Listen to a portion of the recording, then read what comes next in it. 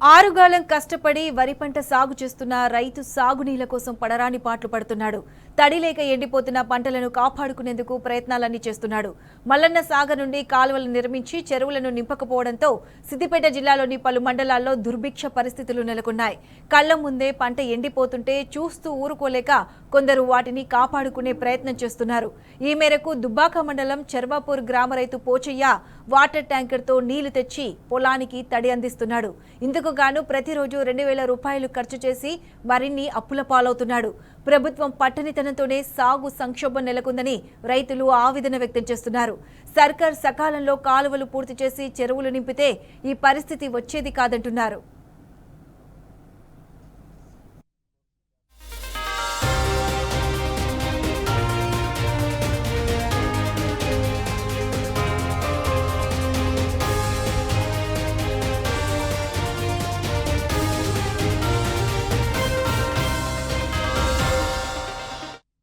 దుబ్బాక మండలం మున్సిపాలిటీ గ్రామం మాది చేరువాపురు.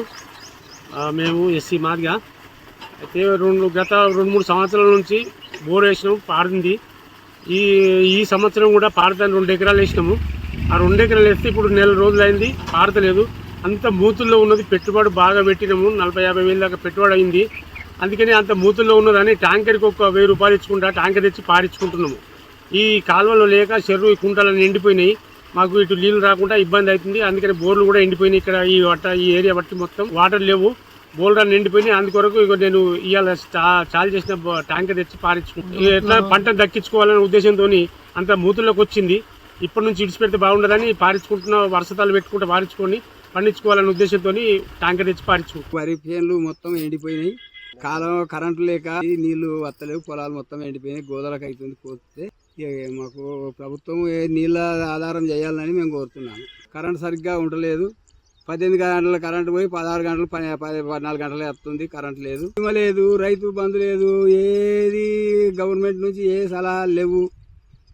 ముసలిలకు పింఛన్లు చెప్తానడు, పింఛన్లు లేవు, ఎవ్వి లేవు. ప్రభుత్వము డీల్ అయిపోతుంది. కేసీఆర్ ప్రభుత్వం ఉన్నప్పుడు పింఛన్లు వచ్చినాయి, కానీ ఇప్పుడు ఈ వచ్చిన నుంచి ఏవి అన్న హామీలు ఎవ్వి కూడా నిలబెట్టుకుంటలేడు. మోటార్లు కాలిపోతున్నాయి. వారానికి ఒకసారి మోటార్లు కాలిపోతుంది. గుంజి పిడి చేస్తే 5,000-6,000 అవుతున్నాయి. చేసినందుకు 10,000, మళ్ళీ 20,000 రూపాయల పొక్క అవుతుంది. ఇప్పటికైనా 1,00,000 రూపాయల పెట్టుబడి పెట్టి ఉత్తగానే దివాలా అయిపోతున్నాం. ఆత్మహత్యలు ఇవన్నీ అప్పుల బాధలకి అన్నీ అవుతున్నాయి. ప్రభుత్వం ఏదైనా చేసి నీళ్ళ సవలతులు చేయాలి. కరెంటు మాకు ఎక్కువ ఉండాలి.